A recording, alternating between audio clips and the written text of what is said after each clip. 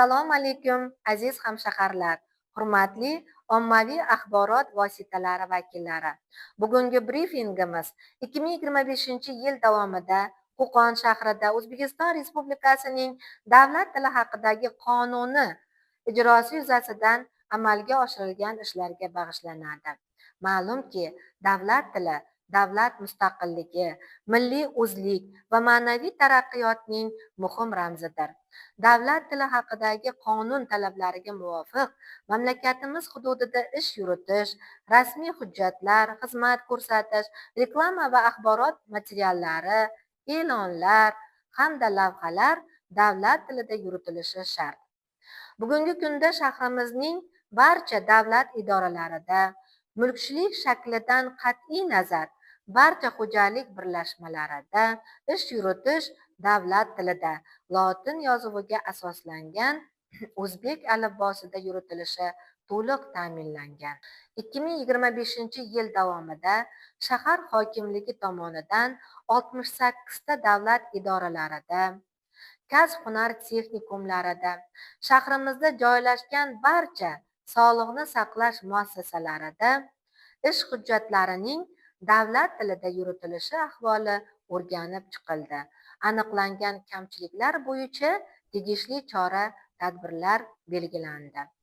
Sog'liqni saqlash muassasalarida o'tkazilgan o'rganishlar natijasida xato bilan yozilgan yoki kirill alifbosida yozilgan 415 ta peshlavhalar, stendlar, ko'rsatkichlar va targ'ibot vositalari lotin yozuviga asoslangan o'zbek alifbosida ifodalangan holda yangilandi.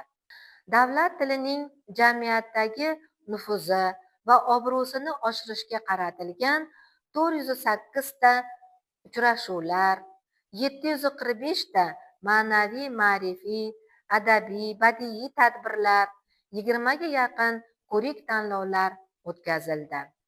O'zbek tilining boy va adabiy merosini o'z asarlarida yoritgan yozuvchi va shoirlarning tavallud kunlariga bag'ishlangan adabiyot kunlari tashkillandi.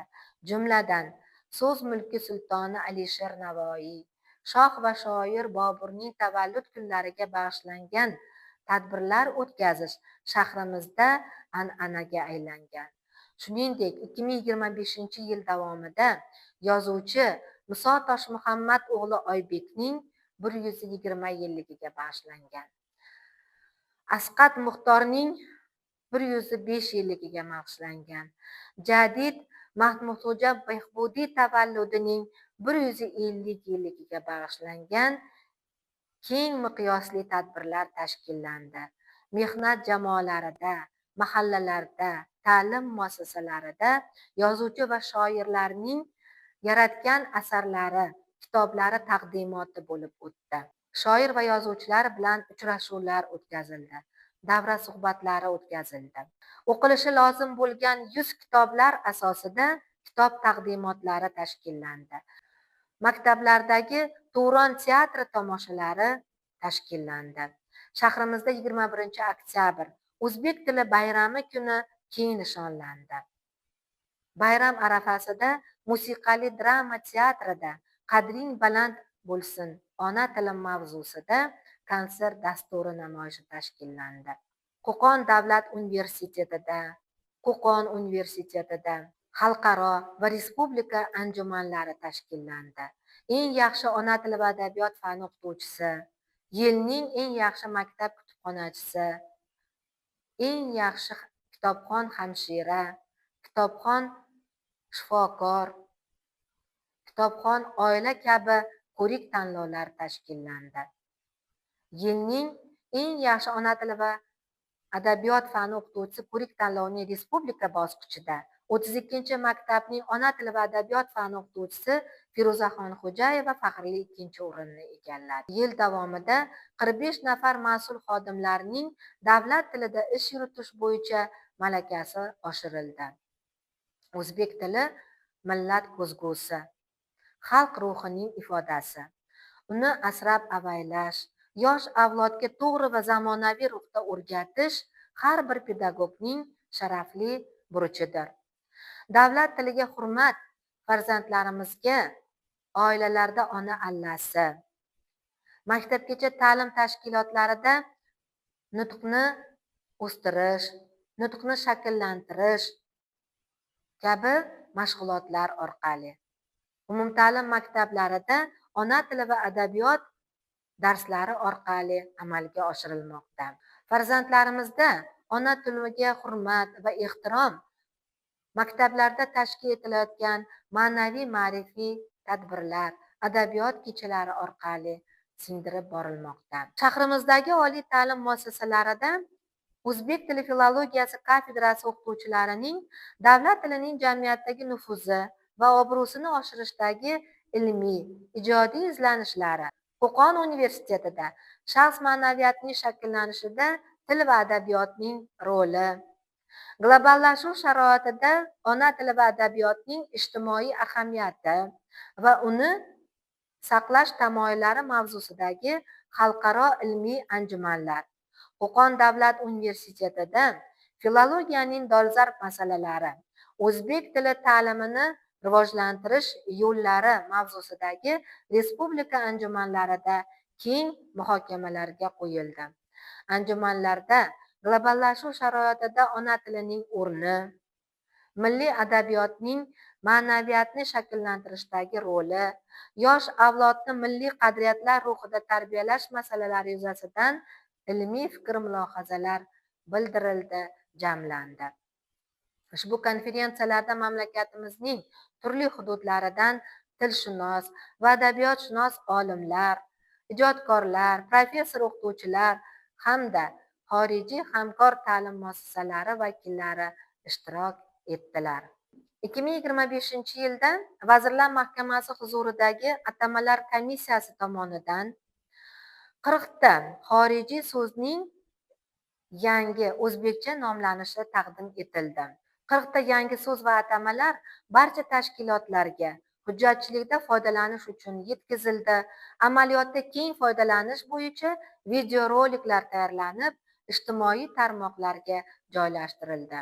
Xizmat ko'rsatish shoxobchalarida, savdo va umumiy ovqatlanish korxonalarida e'lonlar, lavhalar, reklama yozuvlari hamda narxnomalarda davlat tili ustuvorligini ta'minlash bo'yicha tizimli ishlar amalga oshirildi. Barcha yozuvlar avvalo davlat tilida, zarurat bo'lganda boshqa tillarda qo'shimcha tarjima bilan berilishi, imlo qoidalariga qat'iy rioya etilishi ta'minlandi. Bu borada profilaktik tushuntirish ishlari bilan bir qatorda qonun talablariga rioya etilmagan holatlar bo'yicha belgilangan tartibda choralar ko'rildi.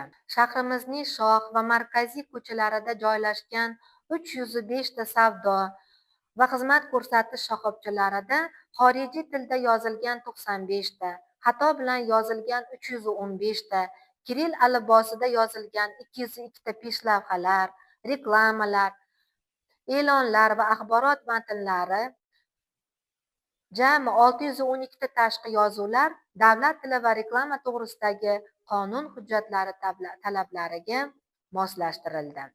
Shu o'rinda shahrimizda faoliyat yuritayotgan tadbirkorlarga, hamshaharlarimizga murojaat qilmoqchiman.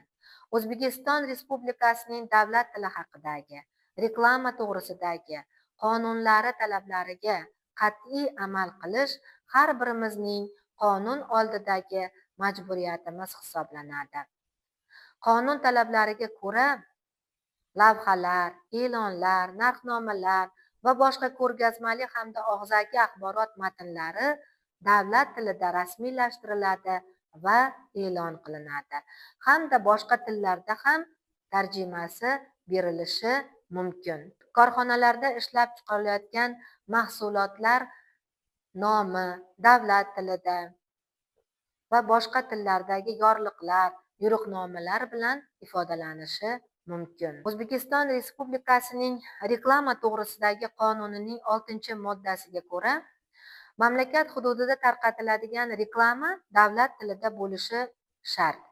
Zarur holatda reklama matni boshqa tillarda ham berilishi mumkin. Biroq davlat tilidagi matn mazmuni, hajmi va shakli jihatidan ustuvor bo'lishi lozimligi ko'rsatib qo'yilgan. Shu munosabat bilan barcha tadbirkorlardan tashqi va ichki reklama vositalarini, peshlavha va axborot lavhalarini, xizmat ko'rsatishga oid barcha yozma ma'lumotlarni amaldagi qonunchilik talablariga muvofiq holda davlat tilida to'g'ri va savodli rasmiylashtirish so'raladi. Hurmatli hamshaharlar, shahrimiz ko'rki, uning obodligiga har birimiz daxldormiz. Afsuski, shahrimiz mahallalarining kirish ko'chalarida elektr simyog'ochlariga, ustunlariga, hatto daraxtlarga kichik hajmdagi o'z xizmat turlari haqida reklama e'lonlarini yoki avtomobil qatnov qismiga o'rnatilgan reklama bannerlarining joylashtirilishini qanday baholash mumkin? Bunday holatlar turizm sanoati rivojlanayotgan shahrimiz ko'rkini buzibgina qolmay, balki qonun buzilish holatlarini keltirib chiqarmoqda. Hurmatli shahrimiz faollari, tadbirkorlar, xizmat ko'rsatish obyektlari xizmatchilari, qonun talablariga rioya etish nafaqat huquqiy majburiyat, balki davlat tiliga bo'lgan hurmat va jamiyat oldidagi mas'uliyat ifodasidir. Zero davlat tiliga hurmat vatanga hurmatdir. O'zbek tilining davlat tili sifatidagi nufuzi va mavqeini oshirish har birimizdan mas'uliyat, faollik va shaxsiy namuna talab qiladi. Bu yo'lda davlat organlari, tadbirkorlar va keng jamoatchilik hamjihatlikda harakat qilishi muhim ahamiyat kasb etadi. E'tiboringiz uchun rahmat.